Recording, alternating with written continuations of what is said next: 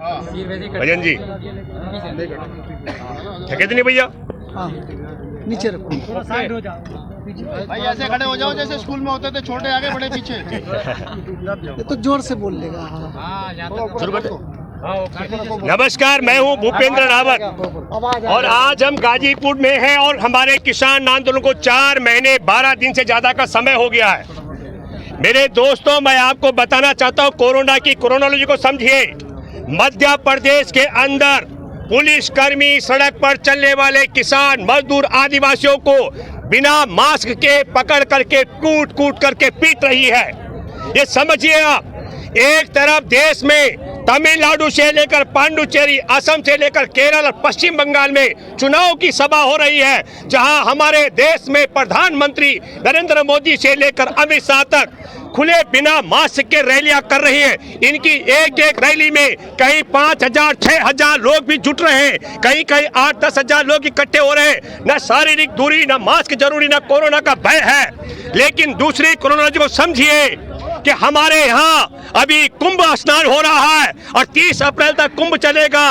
कुंभ में कहा जा रहा है कि हमने गंगा की आरती कर दी, गंगा की पूजा कर दी है, निश्चिंत होकर के कोरोना मुक्त कुंभ स्नान चलता रहेगा। और इससे पहले आपने देखा कि नरसिंह के नाम पर रैली निकली थी गोरखपुर में, जहां हजारों की संख्या में लोग थे। बनारस में जब आपने देखा होगा शमशान की भभूति से होली मनाने के लिए लाखों की संख्या में लोग जुटे थे, तब कोरोना नहीं थे। मैं आपको एक बात कहना चाहता हूं, मैं बहुत हैरान हूं। रात को कोरोना ये कह रहे हैं कि रात को कर्फ्यू लगेगा, रात को 10 बजे से लेकर सुबह 5 बजे तक। सड़क में तो लोग पहले कम होते हैं, तो जब संख्या पहले से ही कम होती है तो कर्फ्यू लगाने का षड्यंत्र क्या है? इस देश में पुलिस से आम किसान मजदूर मछुआरे आदिवासियों को पिटवाने का मैं एक बात दावे के साथ में कह सकता हूं, कुंभ स्नान में कोरोना का कोई भय नहीं है। 5 राज्यों में राजनीतिक दलों के जो रैली है उसमें कोई भय नहीं है।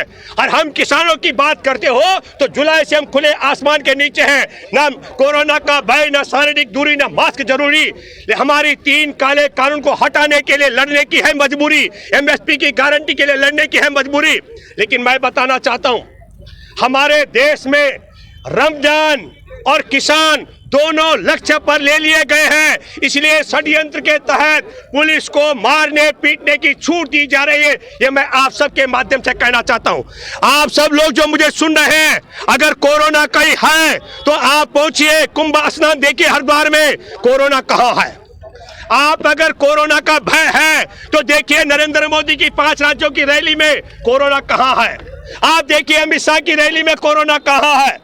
मैं एक बात बताना चाहता हूं, देश में कोरोना किसान आंदोलन में नहीं है। अगर कोरोना का किसी को भय है, मैं बार बार बोलता रहा हूं, तो अपने गांव में, अपने कस्बों में, जिलों में, राज्यों में किसान पंचायत कर लीजिए, कोरोना भाग जाएगा। और दूसरी बात है, अपने अपने गांव से एक एक मुट्ठी अनाज लेकर के हमारे गाजीपुर के किसान आंदोलन में, हमारे सिंगू बॉर्डर के, शाहजहांपुर के बॉर्डर के, टिकरी बॉर्डर में परिवार सहित आइए, कोरोना भाग जाएगा।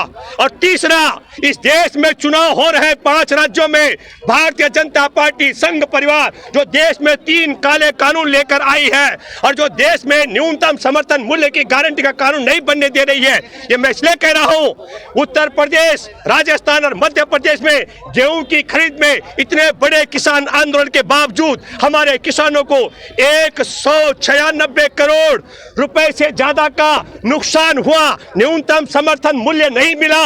और मोदी कहता है न्यूनतम समर्थन मूल्य था, न्यूनतम समर्थन मूल्य है, न्यूनतम समर्थन मूल्य रहेगा। और हम कहते हैं मूर्ख, इसकी गारंटी दे, गारंटी दे, गारंटी दे। गारंटी देता तो ये जो मैंने छोटा उदाहरण दिया, 3 राज्यों में गेहूं की खरीद पर 196 करोड़ का नुकसान हमारे किसानों को नहीं होता।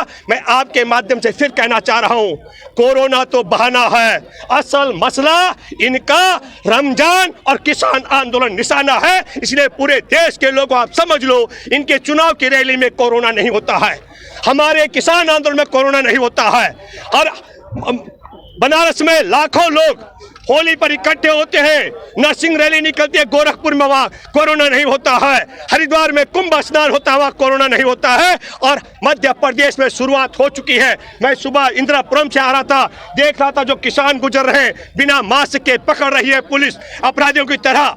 तो मैं आप सबके माध्यम से एक बात कहना चाहता हूं, जो किसान मजदूरों पर हमले कर रहे पुलिसकर्मी अपने बाप की औलाद हो तो जाओ मोदी की रैली में, अमित शाह की रैली में, पकड़ो इन गुंडों को जो कोरोना विदेश से नहीं रोक पाए। एक बात मैं कहना चाहता हूं, जो विदेश से कोरोना को रोक नहीं पाए, जहां से आया, इन मूर्खों से पूछना चाहता हूं, रात को 10 बजे कर्फ्यू लगा करके सुबह 5 बजे तक हमारे देश के किसान मजदूरों को पिटवा करके तुम्हारे बाप की ताकत कोरोना रोकने की नहीं है, पर हाँ किसान मजदूरों को प्रताड़ित करके उनको लुटवाने का षड्यंत्र किया जा रहा है। इसके लिए भी देशवासियों को इकट्ठा होना पड़ेगा। मैं आप सब लोगों से अपील करता हूं, कोरोना भगाने के 2 तरीके हैं। जब कोरोना चुनाव की रैली से भागता है तो महामहिम राष्ट्रपति मोदी की सरकार को बर्खास्त करें, देश में लोकसभा का चुनाव हो, एक साथ पूरे देश में चुनाव रैली हो, कोरोना भाग जाएगा।